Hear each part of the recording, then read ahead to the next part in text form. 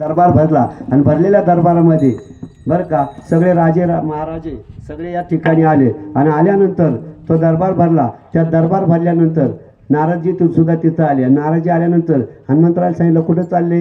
काय नाही म्हणे, आता माझ्या राजाचा माझ्या स्वामीचा दरबार आहे आणि या दरबारातले सगळे मान्यवर मोठे मोठे अधिकारी असल्यामुळे मी प्रत्येकाच्या पायावर काय ठेवणार आहे? पायावर काय ठेवणार आहे? डोकं. डोकं पायावर ठेवण्याकरता मी चाललो आहे. त्यावेळेस नारदाचं काम काय आहे? तो स्वर्ग मृत्यू पाहता तिन्ही ठिकाणी काय करतो? कळ लावतो. कारण त्यांनी बोललेलं कधी रद्द होत नाही म्हणून त्याला आम्ही काय म्हणतो? नारद. काय ज्याचं कधीच रद्द होत नाही त्याला आम्ही काय म्हणतो? नारद. मग त्या नारदाने सांगितलं हनुमंतराय सगळं काम कर, एक काम कर, तू जेव्हा दर्शन सगळ्यांचं घेतोय पण तुला एक गोष्ट करायची, ती म्हणजे एकच, सगळ्यांचं तू दर्शन घ्यायचंय पण रामप्रभूचे जे गुरु विश्वमित्र यांचं मात्र तू दर्शन घ्यायचं.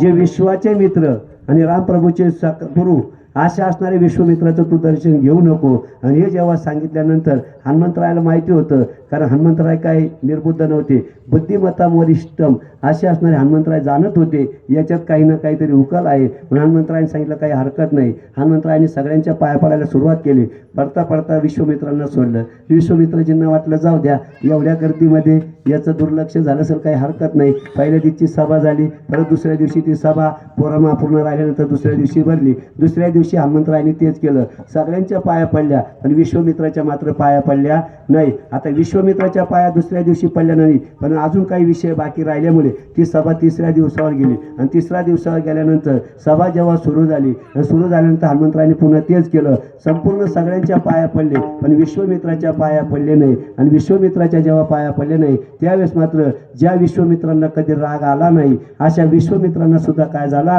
राग आला. का ए रामा, अरे तू ज्याला म्हणतो हा माझा भक्त आहे, हा या भक्ताशिवाय मला जगामध्ये दुसरं काही आवडत नाही, तू हे म्हणतोय पण तू हा कशाचा भक्त? अरे याला समोरच्याचा जर आदर सन्मान आणि मान करता येत नसेल तर याला कशाचा भक्त?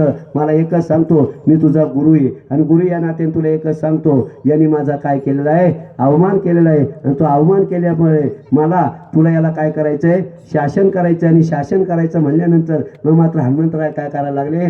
थरथर कापायला लागले. का थरथर कापायला लागले? कारण तो आदेश कोणाचा होता? रामप्रभूचे जे गुरु विश्वमित्र. आणि विश्वमित्रांनी सांगितल्यानंतर गुरुनी सांगितल्यामुळे रामप्रभू ऐकल्याशिवाय राहणार नाही. आणि त्यावेळेस मात्र हनुमंतराय थरथर कापायला लागले. पण हनुमंतरायाने सांगितलं ज्यांनी आपल्याला सल्ला दिला त्या सल्लागाराकडे आपण जाऊ आणि याच्यातून तोडगा काढू. आणि मग सांगितलं नारदा, अरे तू जे करायला लावलं ते तर आता माझ्या अंगलट आलंय. काय?